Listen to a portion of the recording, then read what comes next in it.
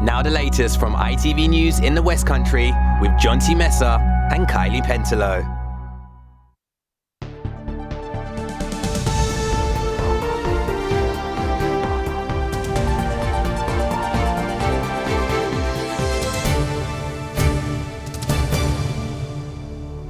Hello and welcome to Monday's programme. Coming up tonight between now and 6:30, we're live in Bristol as it's announced drivers of older polluting cars will be penalised for entering parts of Bristol from September. The inquiry into the post office scandal begins and the West Country postmasters prepare to give evidence in what is a historic case.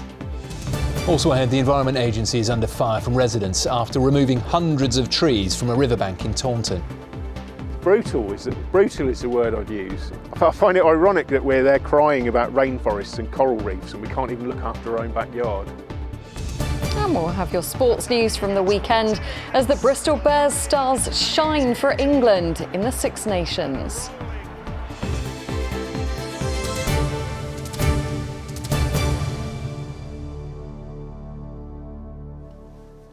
Good evening. It's been announced that drivers of older polluting cars will be charged to enter parts of Bristol city centre from September. Today, the council released an online car checker so people can find out whether their vehicle is affected by the clean air zone, which will see drivers of smaller polluting cars pay £9 and larger vehicles £100 a day. In a moment, we'll be live at a primary school in the city where it's hoped the move will help improve air quality for pupils there. First, though, this report from Robert Murphy.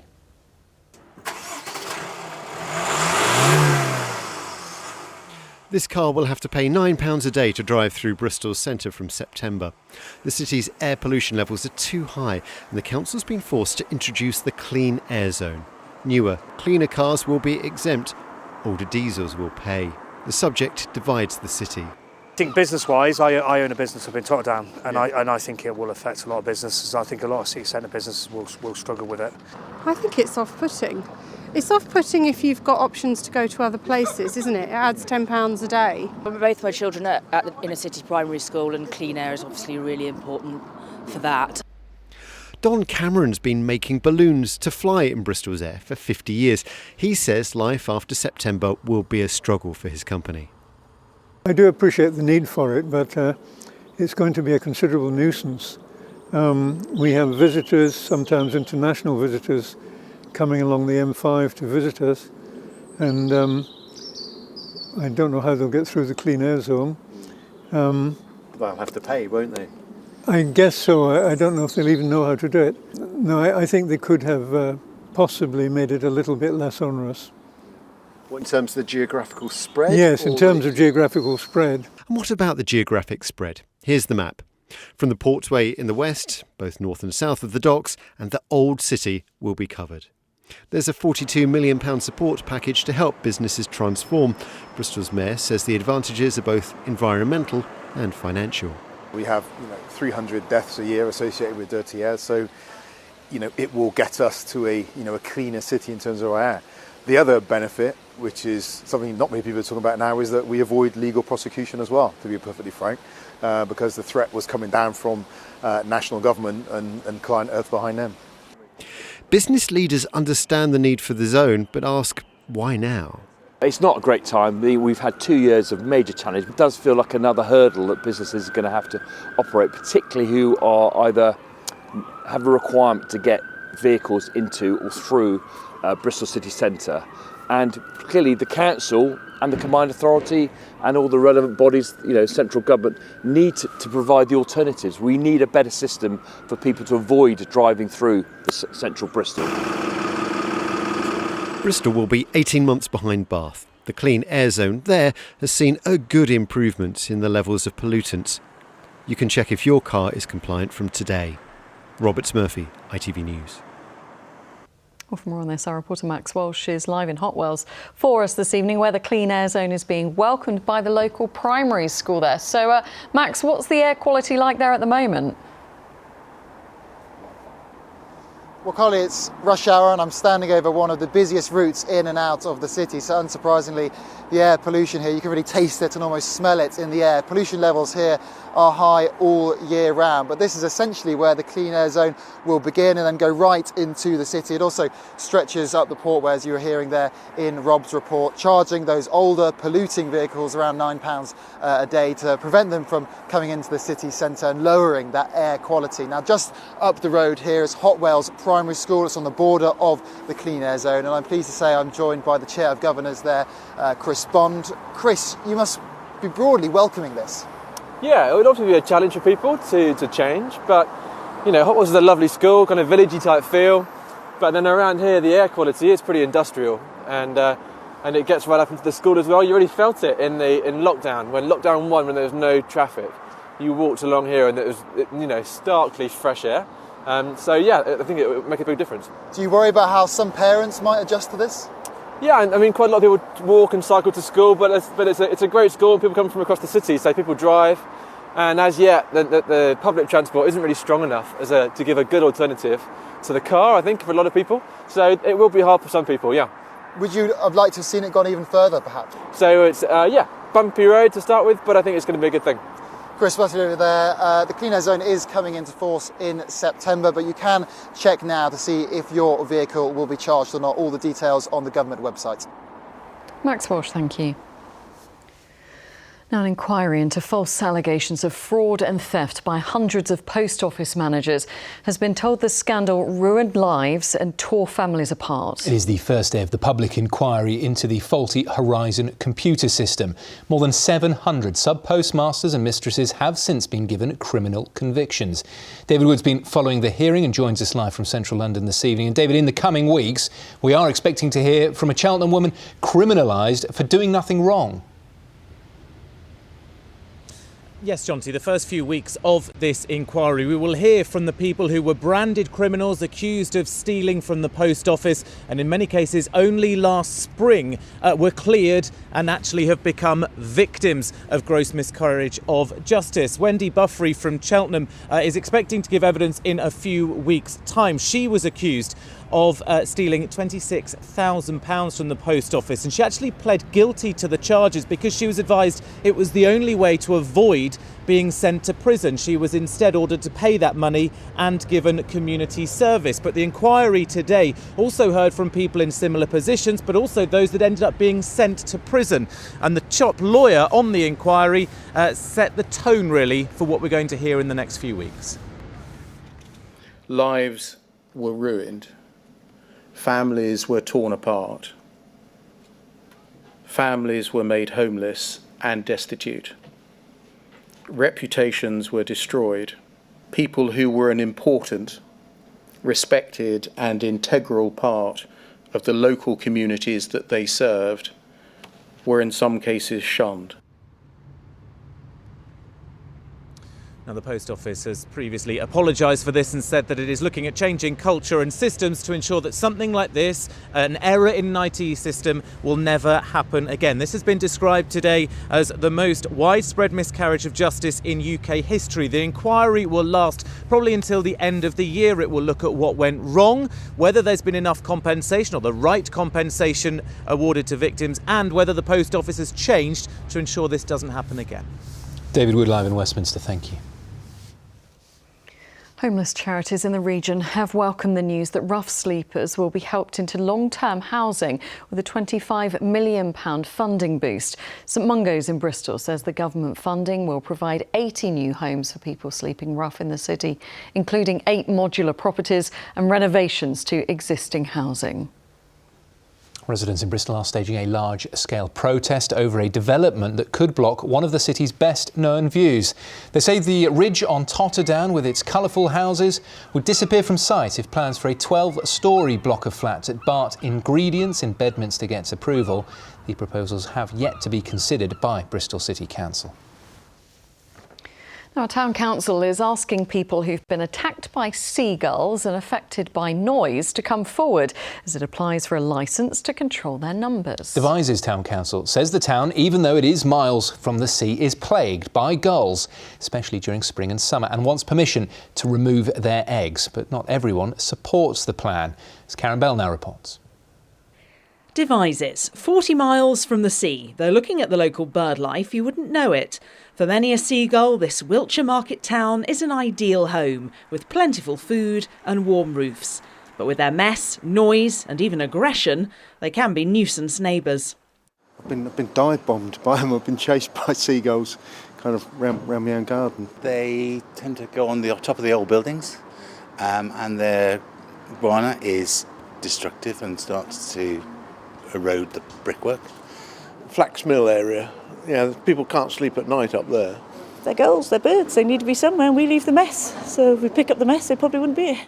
Gulls are legally protected. Interfering with them, their eggs or their nests is illegal unless you've a licence from Natural England. But Devizes Town Council has had so many complaints about seagulls that it's applying for an egg removal licence, arguing their population is now out of control. We've been working with experts and we estimate that our gull population is going up about 16% a year. And we've got about 200 nesting pairs, so you can see every time that grows by 16%, we get an increase quite considerably. A licence would allow the council to replace eggs in 30 nests with plastic ones, which would stop the parent birds laying any more.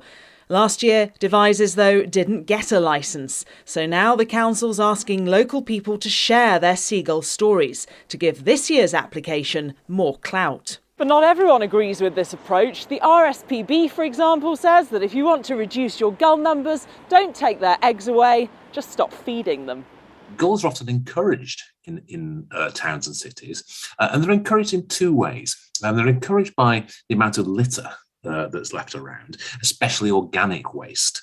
That's one thing. And then the second thing is, and this is more prevalent in seaside towns, is that people actually feed the gulls. In response, the council argues it's not just the food the gulls are here for, but the warm factory roofs of its industrial estates. Whatever aspects of Devizes the gulls like best, breeding season is just around the corner and these seabirds look quite at home. Karen Bell, ITV News, Devizes.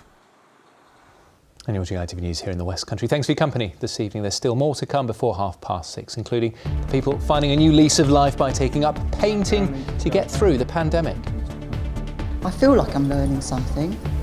I enjoy the process, I love the company, and it's just a thoroughly nice way to spend a few hours, and I hope that eventually I will get better. And Philippa will be here with the forecast for the next few days and a warning of storms to come. The weather is looking extremely unsettled through the course of this week. No less than 2 named storms on the way, Dudley and Eunice, and I'll be back later with the details. And after us, the ITV News continues with the national and international. Mary Nightingale has the details. Coming up in the programme, are we just hours away from a Russian assault on Ukraine? Tensions are high and diplomacy is frantic. Boris Johnson warns there could be an invasion within the next 48 hours. Here, the cost of living crisis deepens. Petrol prices hit new highs, putting further pressure on family finances. And the latest twist in the High Court legal battle between Colleen Rooney and Rebecca Vardy. Join me for those stories and more at 6:30. But here, wildlife enthusiasts, anglers and residents say they are outraged the Environment Agency has cut down trees on a section of riverbank in Taunton. The Environment Agency says it's to help prevent flooding, but locals say an area once full of wildlife has been changed forever, and even scientists say it's unlikely to reduce the flood risk, as Victoria Davis now reports. On this bare land next to the River Tone in Taunton, trees once stood. This was how it used to look, but the Environment Agency has removed every tree on this section of riverbank in Bathpool, leaving locals devastated. Well, this was just a really beautiful semi-wild stretch of river. There was lots of cover all over it, which made it really good for fishing and wildlife alike, really. It's brutal.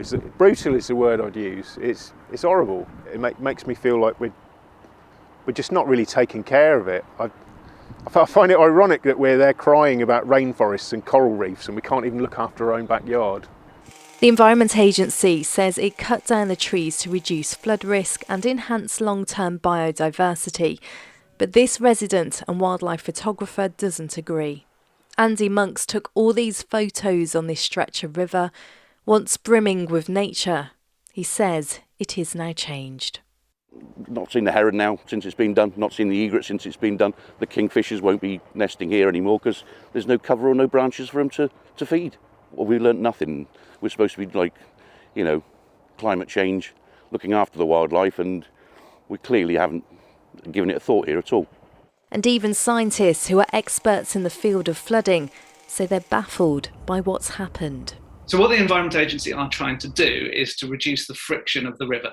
And when you reduce friction, you also reduce the water levels, and that can therefore help with flood risk. But it seems unlikely from what they've done that the works will have the effect that they want them to have. Well, the Environment Agency said that it is sincerely sorry that this activity has caused distress for the community, and said that it would now be reviewing what's been done along this stretch of river. The Environment Agencies say there are plans to reinstate key habitats along the bank, but this angler, who's been coming here since he was a child, says the damage is already done. It's all very well to say, oh, we're going to plant some wildflowers and whatever over the other bank, but once it's gone, it can take a long time to come back. And I think that's why you feel so injured by this, because a living environment like this, it doesn't just spring up. Locals say the destruction of the trees has come at a bad time for wildlife, as fish are about to spawn and birds will be nesting, and say they just hope the other trees along the River Tone will stay standing. Victoria Davis, ITV News, Taunton. Next tonight, the campaign hoping to get our children eating more fruit and veg, with more young people in our region obese now than before the pandemic. In 2019, 9% of reception-age children in the southwest were classed as obese. In Year 6, it was 18% of students. A year on, though, and those figures increased to 13% and 22%. And that's why ITV is again supporting the Eat Them to Defeat Them campaign to promote healthier diets. James Webster has been to visit one school that's taking part. We're looking at tomatoes today, fruit or vegetable. Learning to love their vegetables. We're going to use our sense and we're going to have a feel of some of the tomatoes, okay? I think I've got a plum tomato because of the shape of it. It's not like the circle shape, it's more thin and longer. Lots of children have tried them, but not necessarily other variations. So I think giving them that exposure in the right environment can be really, really powerful and encourage them to try lots of different foods. Today's class is full of new smells and tastes. This smells like a meat, I don't know why, but it smells like a meat and it's quite sour and bitter. You have to hold it really close to your nose to smell it. I predict it will taste kind of like really squashy but really nice. So it feels wet. Sessions like this will be taking place all over our region in the coming weeks after research showed how hard it can be to get children eating healthily. More than a third of parents struggle to get their kids to eat vegetables. Only 1 in 5 say their children eat more vegetables than they do. Almost a third say they've been more concerned about their children's diet during the pandemic. And almost 1 in 5 parents said grandparents undermine their efforts to give their children healthy food. They come from deep underground. That's why this award-winning campaign, supported by ITV and 8 major retailers, is back on TV screens. But they can't do it alone. They need your help, kids. In the last 3 years, it's helped supermarkets sell 1 billion extra portions of vegetables for children. Eat them to defeat them. Vegetables provide a wide variety of benefits: the antioxidants, the minerals, the vitamins, the crunch, the color. Vegetables, when you enjoy them and when you've grown up with them from a young age, they provide us with that excitement as well when it comes to our diet. Do we think we use tomatoes in a culinary sense as more of a vegetable? And this year it's hoped activity packs will be given out to 1 million children. So we'll grab a bit, guys, and we'll smell it to start with. We've been learning about how you can like something that you don't like the look of. They are really juicy, they feel slimy. I don't really like any of them, I just didn't really like them. Not everyone will like all the vegetables, but if more will try them, then this campaign has been a success. James Webster, ITV News. I love vegetables. Nothing better than a cherry tomato. Yeah. Apart from a bit of chocolate. Yeah, exactly. If you're eating healthily, yes. Cherry tomato. Let's take a look at the sport now after a very busy weekend for both our football and rugby sides.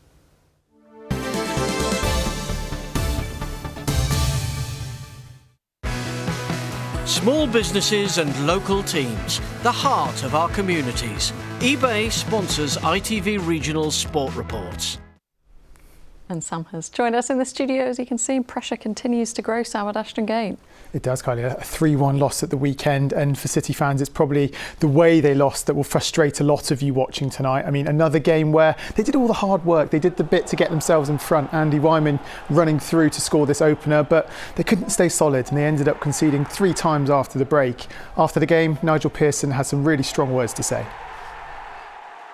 You can work at things until you're blue in the face, but what you can't do is make decisions for players on the pitch. And, you know, I am tired of protecting people. And I think players need to show the desire. I thought we collectively, for long periods, we did well. We defended with discipline. And then the goals, all 3 goals, if you look at them all, they're weak individual challenges. And it's a problem that we need to rectify. So between now and the end of the season, the players have got the opportunity to show what they're made of, or time for change. Elsewhere this weekend, Cheltenham just about eased themselves further away from the teams at the bottom of League One. No surprise that Alfie May got on the score sheet. This was the 14th strike of the season for the Robins top scorer. It may have been slightly more of a surprise though to see defender Charlie Raglan get the other one, but his first goal of the campaign made it back-to-back wins. Well, Forest Green Rovers' lead at the top of League 2 just keeps on growing. Right back Kane Wilson rescued a 1-1 draw. In second place, Tranmere lost, so they're actually now 11 points clear with a game in hand. But staying in League 2, Bristol Rovers, they drew 0-0 at Mansfield, but Swindon got an important win over bottom club Scunthorpe. The Robins had 1 win in 7 before this, but their great form before that means they're still in a good place to challenge for promotion. Harry McCurdy opened the scoring and a Josh Davison brace wrapped up the points. The second one, as you can see here, from the spot.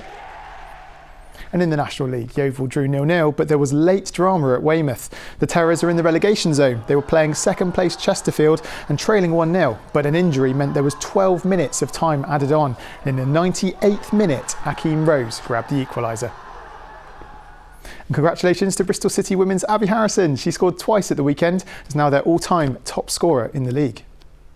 Yeah, fantastic record for Abby to grab there. Let's turn to rugby. How are our teams faring without their players who are away at the Six Nations, Sam? Well, Jonty, I mean, Bristol Bears are in just an absolutely extraordinary situation. Scrum half Harry Randall, as we all know, got his well-deserved England Six Nations cap and helped them beat Italy.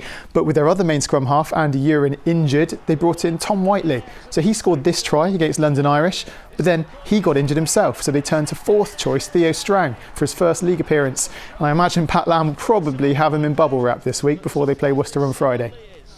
Elsewhere, 14-man Bath lost to Wasps, and it was also a blip for Gloucester. They were beaten at Exeter Chiefs. The Cherry and Whites remain third, but they've played a game more than the teams around them, and they face a tough trip to Leicester in 12 days' time. The Netball Super League continued this weekend, of course. On Saturday, Seven Stars lost 54-45 to Wasps, and Team Bath are in action right now against Leeds. The score now in the third quarter is 27-38 to Bath. There you go, live score, couldn't be more up to date. Yeah, busy old weekend of sport. Sam, thank you.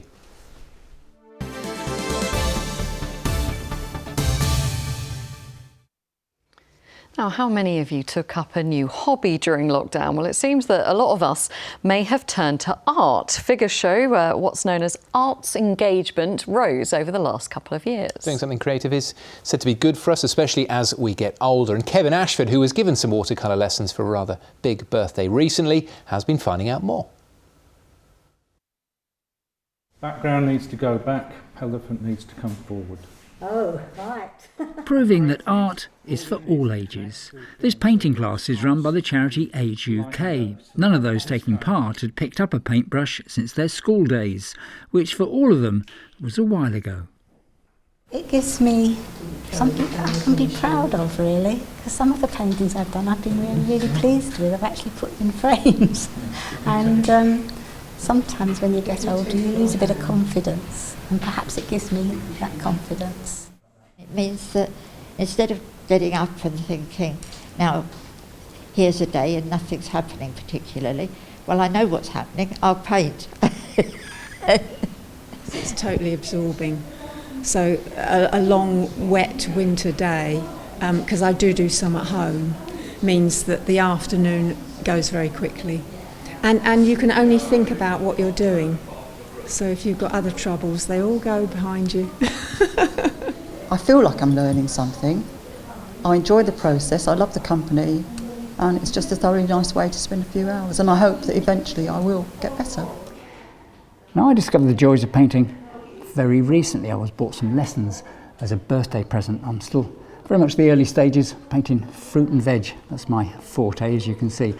I wasn't alone. Over the last couple of years, a lot of people have also become creative.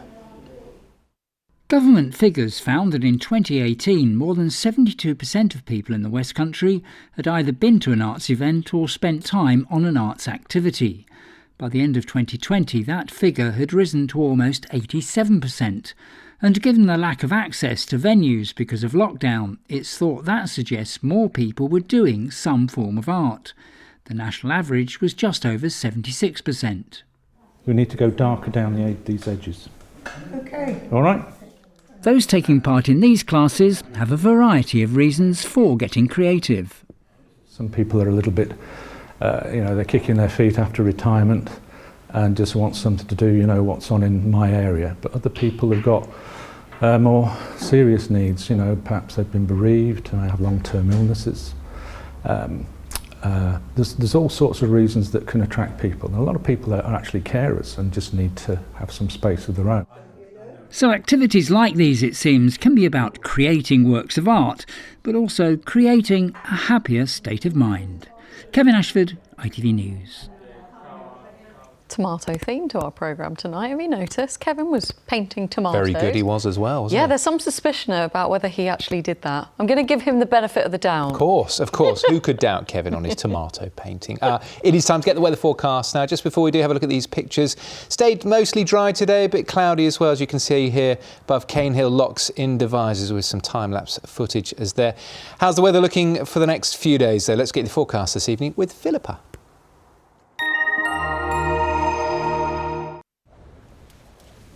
Feels like home, whatever the weather.